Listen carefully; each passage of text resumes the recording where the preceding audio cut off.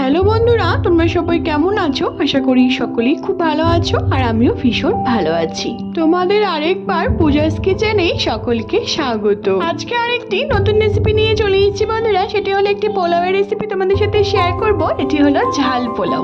বিশেষ করে এই শীতের দিনে এই ফুলকপি, মটরশুঁটি আর নতুন ছোট আলু দিয়ে যদি এরকম একটি পোলাওয়ের রেসিপি হয়, আমার মনে হয় সাথে কিন্তু আর কিছুরই দরকার নেই। রেসিপিটির নাম হলো ডিম ফুলকপি মটরশুঁটির পোলাও। খুবই টেস্টি হয় খেতে। ঘরে থাকার কিছু সামান্য উপকরণ দিয়ে কিন্তু তোমরা এই রেসিপিটি ঝটপট বাড়িতে বানিয়ে ফেলতে পারবে। যখন দেখবে আমাদের হাতে খুব একটা টাইম থাকে না বা শর্ট টাইমের মধ্যে কিছু বানিয়ে খেতে হবে, তখন কিন্তু এক পদেই কিন্তু এই রেসিপিটি একদম বাজিমার দিয়ে দিবে। তাহলে চলো শুরু করছি। রেসিপির সমস্ত উপকরণগুলি আমি আমার ডেসক্রিপশন বক্সে দিয়ে দেবো, তোমরা সবাই দেখে নেবে। আমি এখানে বাসমতি চাল দিয়ে কিন্তু করছি রেসিপিটি। তোমরা চাইলে পরে অবশ্যই কিন্তু বিরিয়ানি চাল দিয়ে কিন্তু অবশ্যই রেসিপিটি করতে পারো। তারপর চালটিকে নিয়ে নিয়েছি আমি পরিমাণ মতো নিয়ে নেওয়ার পর খুব ভালো মতো করে 2 থেকে 3 বার কিন্তু আমি চালটিকে ধুয়ে হালকা একটু জলে কিন্তু ভিজিয়ে রেখে দেবো। এই রেসিপিটি বন্ধুরা এতটা টেস্টি হয় খেতে যে নিমিষের মধ্যে কিন্তু এক থালা একদম শেষ হয়ে যাবে। বাচ্চা হোক বা বড়, যেই হোক না কেন, সবাই কিন্তু সকলেই খুবই পছন্দ করবে এই রেসিপিটি। তারপর চালটিকে ধুয়ে আমি ভিজিয়ে রেখে দিলাম। তারপর এখানে বেশ কিছুটা আমি ডিম আর ছোট আলু নিয়ে নিয়েছি। লাল ছোট আলু আর 4টে ডিম নিয়ে নিয়েছি। আমি হালকা একটুখানি নুন দিয়ে আমি কিন্তু এটাকে সিটি মেরে নেব। নুনটি দেওয়ার একটাই কারণ বন্ধুরা, না হলে অনেক সময় কি হয়, ডিমের খোসাগুলি ভালো মতো বেরিয়ে আসে না, ডিমগুলি কিন্তু ভেঙে যায়। এই নুনটি দিয়ে যদি তোমরা সিদ্ধ করো তাহলে কিন্তু ডিমটি ভেঙে যাবে না। আর যা যা লাগছে আমি সব কিছু রেডি করে নিয়েছি। ফুলকপি, মটরশুঁটি, ধনেপাতা, কাঁচা লঙ্কা আর ক্যাপসিকাম, আর নিয়ে নিয়েছি বেশ কিছুটা পেঁয়াজ কুচি, আর নিয়েছি বেশ কিছুটা মটরশুঁটি। খুব ভালো করে কিন্তু ধুয়ে সবগুলিকে আমি রেডি করে নিয়েছি। একটি মশলা তৈরি করে নিচ্ছি মিক্সির মধ্যে। বেশ কিছুটা রসুনের কোয়া আর কাঁচা লঙ্কা আর 1 পিঞ্চের মতো আমি আদা দিয়ে দিলাম। সামান্য একটু জল দিয়ে কিন্তু এটাকে আমি পেস্ট করে নিয়েছি। মশলাটাকে পেস্ট করে নেওয়ার পর দেখো বন্ধুরা, আমি যে আলু আর ডিমগুলিকে সিদ্ধ করে নিয়েছিলাম সেগুলিকে আমি ছুলে নিয়েছি খুব ভালো করে। আমাদের আলুগুলি দেখো কত সুন্দর করে ছুলে গেছে, আর ডিমগুলিকেও আমি এরকম করে ছুলে নিয়েছি। দেখো আমাদের ডিমগুলি কিন্তু একদম ভেঙে যায়নি, এরকম করে কাট লাগিয়ে নিয়েছি ডিমের মধ্যে। তারপর এখানে সবগুলোকে আমি রেডি করে নিয়েছি। তারপর একটি কড়াইয়ের মধ্যে আবার দিয়ে দিলাম বেশ কিছুটা সাদা তেল, আর দিয়ে দিচ্ছি সামান্য একটুখানি নুন। আমরা ডিমগুলিকে ভেজে নেব। এগুলি দেওয়ার একটাই কারণ বন্ধুরা, নুনটি দেওয়ার কারণ কেন, ডিমগুলি কিন্তু ভাজার সময় অনেক সময় কি হয়, ফোটে। এরকম করে যদি তোমরা নুন দিয়ে তারপর যদি ডিমগুলিকে দাও তাহলে কিন্তু ফুটবে না। এটি একটি টিপস বলতে পারো এই রেসিপির। তারপর ডিমগুলিকে দেওয়ার পর তারপর দিয়ে দিচ্ছি আলুগুলোকে। সামান্য একটু নুন দিয়ে আমি কিন্তু এগুলিকে হালকা একটুখানি ভেজে নেব। আলু আর ডিমগুলিকে কিন্তু বন্ধুরা আমি কিন্তু হালকা করেই ভাজবো, বেশি কিন্তু ভাজবো না, না হলে কিন্তু একটা চামড়া ভাব চলে আসবে আর খেতে কিন্তু একদমই ভালো হবে না। দেখো আমাদের আলু আর ডিমগুলি কিন্তু ভাজা হয়ে গেছে। এবার আমি সবগুলিকে কিন্তু এক এক করে নামিয়ে নিচ্ছি। তোমরাও কিন্তু এরকম করে ভেজে নেওয়ারই চেষ্টা করবে। তারপর ওই আলু আর ডিম ভাজার তেলের মধ্যেই আমি কিন্তু বেশ কিছুটা ফুলকপি কেটে নিয়েছিলাম, সেগুলিকে দিয়ে দিলাম। আমি কিন্তু নুন আর হলুদ দিচ্ছি না, ওই তেলের মধ্যে যে নুন হলুদটি ছিল সেটি দিয়েই কিন্তু আমি ফুলকপিটিকে একটু লালচে লালচে করে কিন্তু ভেজে কিন্তু তুলে নিচ্ছি।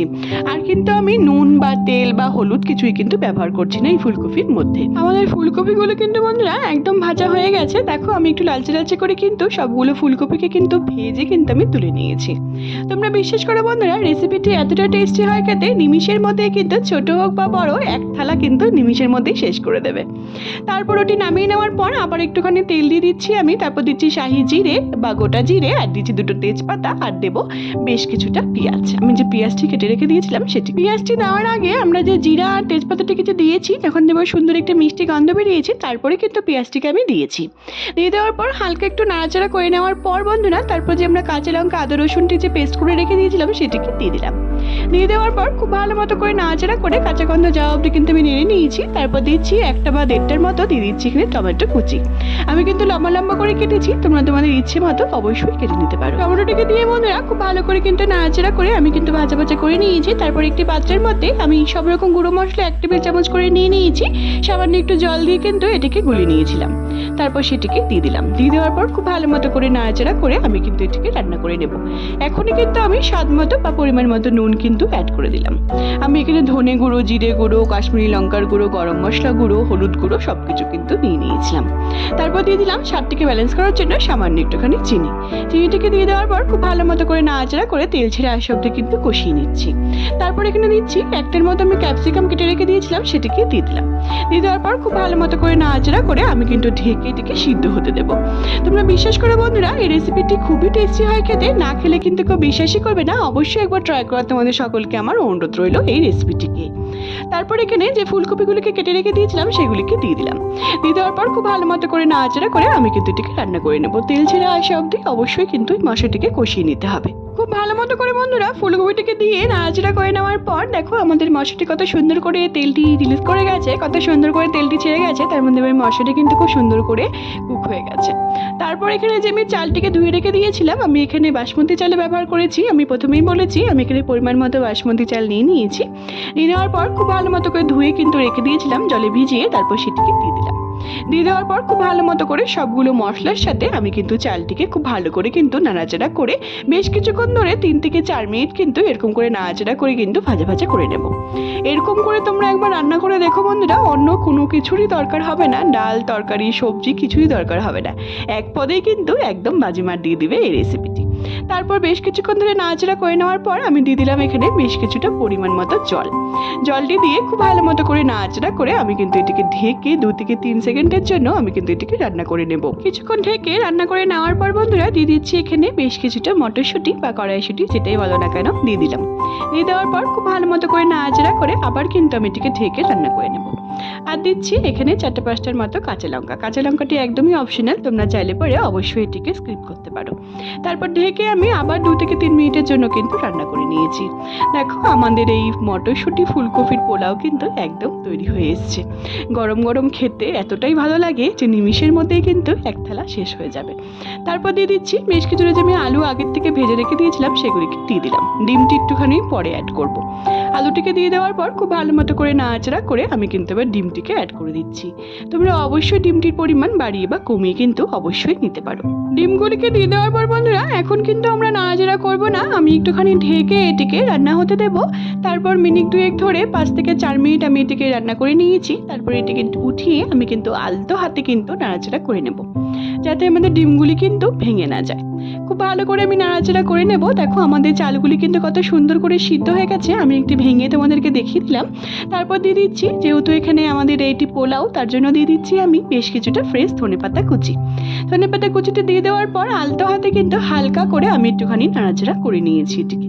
তারপর দিয়ে দিচ্ছি 1 থেকে 1.5 চামচের মতো শাহি গরম মশলার গুঁড়োটিকে দিয়ে দেওয়ার পর দিয়ে দিচ্ছি আমি এখানে একটি ভাজা মশলা করে নিয়েছিলাম। শুকনো লঙ্কা, গোটা গরম মশলা সব রকমের, ছোট এলাচ, বড় এলাচ, দারচিনি, লং সবকিছু কিন্তু আমি তেজপাতা দিয়ে একটুখানি খোলা আঁচে কিন্তু ভেজে নিয়েছিলাম আলতো হাতে। তারপর এটিকে মিক্সির মধ্যে আমি এটিকে গুঁড়ো করে নিয়েছি। এই ভাজা মশলার জন্য এই রেসিপিটি এতটাই টেস্টি হয় খেতে, তোমরা না খেলে কিন্তু কেউ বিশ্বাসই করবে না। অবশ্যই কিন্তু ভাজা মশলাটিকে ব্যবহার করার চেষ্টা করো। তারপর এখানে দিয়ে দিচ্ছি বেশ কিছুটা গাওয়া ঘি। দিয়ে দেওয়ার পর আলতো হাতে কিন্তু আমি নাড়াচাড়া করে নিয়েছি। বন্ধুরা তোমরা দেখতেই পাচ্ছ আমাদের পোলাও কিন্তু বন্ধুরা একদম তৈরি হয়ে গেছে। ডিম ফুলকপি মটরশুঁটির পোলাও আমাদের একদম তৈরি। গরম গরম খেতে এতটাই টেস্টি হবে। আমাদের হাতে যখন খুব একটা টাইম থাকে না বা শর্ট টাইমের মধ্যে একটি ঝটপট রেসিপি বানাতে হয়, তখন তোমরা এই রেসিপিটি বানিয়ে একবার ট্রাই করে দেখতে পারো। আশা করি তোমাদের সকলেরই কিন্তু ভীষণই ভালো লাগবে। অবশ্যই একবার ট্রাই করে আমাকে জানিও বন্ধুরা, তোমাদের এই নতুনভাবে নতুন পদ্ধতিতে মিষ্টি পোলাও তো আমরা সকলেই খেয়ে থাকি, কিন্তু এই ঝাল পোলাও একবার হলেও সকলকে ট্রাই করার আমার সকলকে অনুরোধ রইল। আশা করি তোমাদের এই রেসিপিটি ভালো লাগবে। শীত চলে যাওয়ার আগেই ফুলকপি, মটরশুঁটি আর ছোট আলু দিয়ে অবশ্যই একবার ট্রাই করে আমাকে জানিয়ে বন্ধুরা তোমাদের রেসিপিটি কেমন লেগেছে। তোমাদের সাথে আজকে ইউনিক রেসিপি আজকে আমি শেয়ার করেছি। আশা করি তোমাদের সকলেরই ভালো লাগবে। যদি ভালো লেগে থাকে তাহলে অবশ্যই অনেক অনেক অনেক বেশি শেয়ার করো আমার এই রেসিপিটিকে, আর একবার সকলে ট্রাই করে কমেন্টের মাধ্যমে আমাকে জানিয়ে বন্ধুরা রেসিপিটি কেমন হয়েছিল। তোমরা যদি আমার চ্যানেলে নতুন বন্ধু হয়ে থাকো বন্ধুরা, তাহলে অবশ্যই আমার চ্যানেলটিকে সাবস্ক্রাইব করতে কিন্তু একদমই ভুলো না, যাতে আমি যখনই কোনো নতুন রেসিপি আপলোড করবো তোমরা সেই রেসিপিগুলি সবার প্রথমে পেয়ে যাবে। আর যে সকল বন্ধুরা অলরেডি আমার চ্যানেলটিকে সাবস্ক্রাইব করে ফেলেছে তাদের কিন্তু অসংখ্য ধন্যবাদ। আমার ফেসবুকে একটি রান্নার পেজ আছে বন্ধুরা, সুইট কিচেন দিয়ে, সেটি লিঙ্ক আমি সবসময় তোমাদের সাথে শেয়ার করে দেবো। সেটিকে ফলো করার আর অনেক অনেক অনেক বেশি শেয়ার করার কিন্তু তোমাদের সকলকে অবশ্যই অনেক বেশি অনুরোধ রইল। অবশ্যই আমাকে জানিয়ে বন্ধুরা তোমাদের এই ইউনিকভাবে পোলাও রেসিপিটি কেমন লেগেছে। সবাই ভালো থেকো বন্ধুরা, সুস্থ থেকো। আবার নেক্সট ভিডিওতে দেখা হচ্ছে নতুন একটি রেসিপি নিয়ে। টাটা।